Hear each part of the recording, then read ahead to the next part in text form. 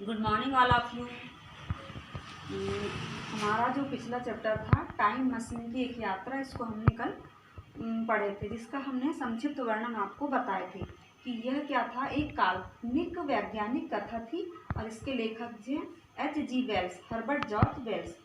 इसकी जो घटना मतलब संक्षिप्त हमने बताए थे, उसको हम एक बार फिर रिपीट कर दे रहे हैं कि जो ये लेखक हैं वेल्स, उनके जो वैज्ञानिक मित्र हैं, उन्होंने एक प्रयोग किया था जिसमें उन्होंने एक यंत्र बनाया था। तो उस यंत्र मशीन को क्या बोलते हैं? Time machine.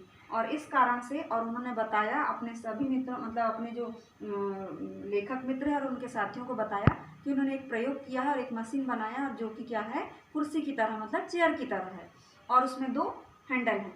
तो इस प्रकार उनके इस प्रकार की यंत्र बनाने से ये लेखक और उनके साथियों ने उनका नाम क्या रख दिया?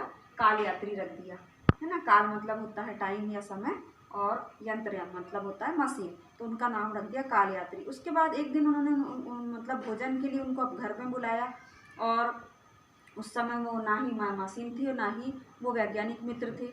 उसके बाद उन्होंने बताया कि आज ये मशीन जो है पूरी हो गई थी बना के, तो इसलिए मैंने परीक्षण किया था, और उस मशीन से जो है तीनों कालों का जो है की यात्रा की जा सकती है। तो वो उन्होंने ऐसे परीक्षण करके देखा, और उन्होंने हैंडल घुमाया, तो उन्होंने 20वीं सदी, 21वीं सदी और 22वीं सदी की यात्रा करके वे आ चुके थे। और उनके साथ जो घटना हुई या जो चीज़ों की उन्होंने खोज की, उसके बारे में आज जो है हम पढ़ेंगे।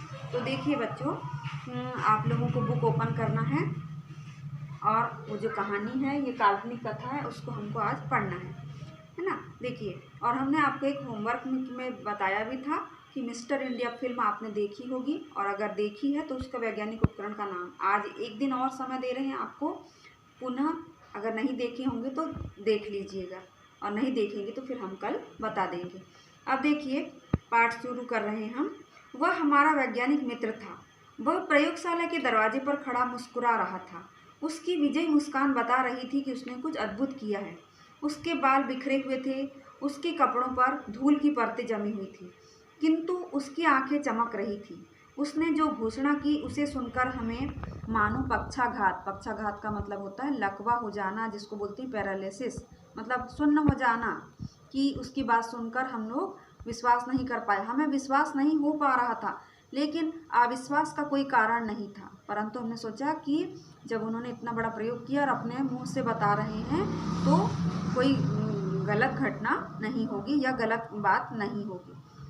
उसने एक यंत्र बनाया था, एक ऐसा यंत्र जिसके निर्माण के लिए अपने जीवन के अमूल्य 20 साल होम कर दिए थे। मतलब 20 साल उस प्रयोग को करने में उन्हें लगा, उस मशीन को बनाने में उनको कितने साल लगा?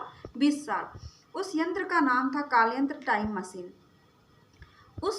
उसका दावा था कि उसकी यह मशीन तीनों कालों की यात्रा कर सकती है। यानी उन्होंने ऐसा दावा किया कि जो उनकी मशीन है वो तीनों कालों की, चाहे वो भूतकाल हो, वर्तमान काल हो या भविष्य काल, तीनों की यात्रा कर सकती है। उसमें बैठकर वह अतीत की भी यह सैर कर सकता और भविष्य की अभी पता लगा सकता था। यह सुनकर हमें तो पहले विश्वास नहीं हुआ, यानी उन्होंने सोचा कि ऐसा तो हो ही नहीं सकता, लेकिन जब उसने विश्वासपूर्वक अपनी बात रखी तो हमें स्वीकार करना ही पड़ा। यानी फिर हमने जब उन्हें विश्वासपूर्वक यह बात बताई तो हमें स्वीकार करना ही पड़ा। हमने अपने उस वैज्ञानिक मित्र को एक नया नाम दिया, जैसे कि हमने कल बताया था। उस मित्र का नाम उन्होंने क्या रख दिया? काल यात्री। काल मतलब समय, और जिसको बोलते टाइम, और यात्री मतलब कि मशीन, है ना। तो उसने उस क्षेत्र के बारे में बताया कि यह यंत्र एक कुर्सी के जैसा है। कुर्सी मतलब चेयर के जैसा, जिसमें हत्थे हैं। हत्थे मतलब कि उसकी जो मूठ है ना, जैसे कुर्सियों में रहती है। यंत्र एक, उसमें अन्य सहायक यंत्र और उपकरणों के साथ हैंडल भी लगे हैं। एक हैंडल घुमाने पर भूतकाल की सैर की जा सकती है, तो दूसरा भविष्य में ले जाता है, जैसा हमने कल बताए थे। काल यात्री ने आज हम सबको भोजन पर आमंत्रित किया था, है ना। खाना खाने के लिए उन्हें बुलाया था। जब हम लोग उसके घर पहुंचे तब ना तो वह काल यात्री था और ना ही उसका काल यंत्र। वहाँ टेबल पर उसने एक पत्र छोड़ा जिस पर लिखा था, यदि मैं 7 बजे तक ना आ पहुँचूँ तो आप लोग भोजन आरंभ कर देना। अभी 7 नहीं बजे थे। हम सब उसकी प्रतीक्षा करने लगे। अचानक वह बदहवास यानी होश नहीं था, ऐसी हालत में वो प्रकट हो गया। कुछ देर बाद उसी हालत में रहा। थोड़ी देर बाद वह सामान्य अवस्था में आया। फिर उसने बताना आरंभ किया उसके साथ जो हुआ।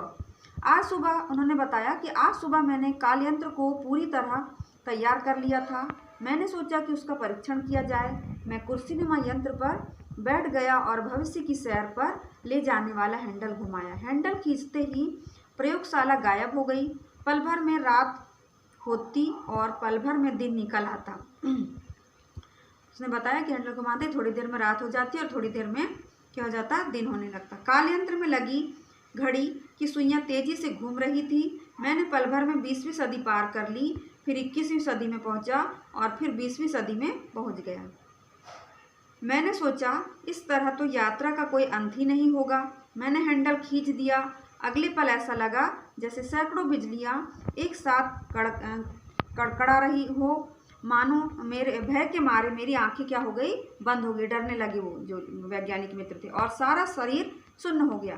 कुछ देर बाद जब आंखें खुली तो मैंने स्वयं को एक हरे मैदान में पाया, है ना। सामने एक विशालकाय मूर्ति थी। उसके दोनों ओर पंख थे, जैसा कि मिस्र के पिरामिडों के पास बनी मूर्तियों के होते हैं। आसपास गगनचुंबी अट्टालिकाएं थी, इमारत थी, है ना, गगन को चूमने वाली इतनी लंबी लंबी, लेकिन आसपास कोई नजर नहीं आ रहा था। मैं गहरी सोच में पड़ गया, यानी कहते हैं वो वैज्ञानिक मित्र ने बताया, मैं गहरी सोच में पड़ गया।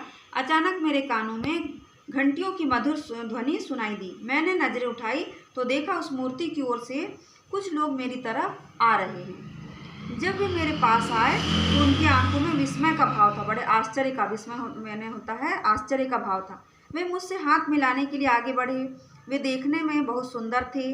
वे आपस में बात कर रहे थे, पर उनकी भाषा मेरी समझ में नहीं आ रही थी।